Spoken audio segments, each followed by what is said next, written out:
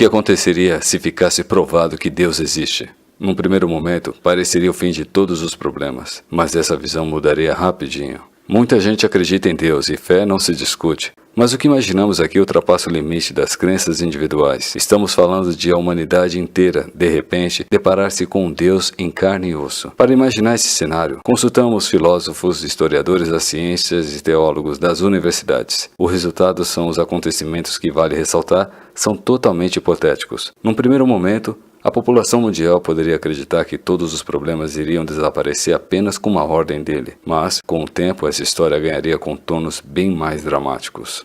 Para comprovar sua existência sem criar polêmicas entre as nações, o Criador convocaria uma reunião da ONU. Diplomatas incrédulos, claro, pediriam provas. Deus bem-humorado faria algum milagre ou algo do tipo, provando a todos que era quem dizia ser. Sede da ONU. A cidade de Nova York receberia peregrinos do mundo inteiro. Companhias aéreas e aeroportos por todo o planeta entrariam em colapso por causa da procura dos fiéis. A cidade viraria um caos, com trânsito parado e soldados tentando conter hordas de crentes e curiosos. A histeria coletiva levaria algumas semanas, até todo mundo se acalmar e se conformar com a existência divina. A mídia encararia Deus como uma celebridade. Emissoras de TV, jornais e revistas do mundo inteiro tentariam agendar entrevistas com ele. Entre a população haveria duas reações extremas. De um lado, doentes e miseráveis ficariam em paz, pois o Criador seria capaz de resolver tudo. Do outro lado, com medo da justiça divina, criminosos e desajustados entrariam em pânico, iniciando uma onda de suicídios. Um efeito inesperado da presença de Deus poderia ser o colapso da economia. As pessoas deixariam de trabalhar e faria passeata exigindo a solução imediata dos problemas mundiais. Comida para todos, saúde para todos. As grandes questões não seriam mais decididas por governos, mas por ele. Aborto, pode ou não pode? Esse sujeito deve ir para a cadeia?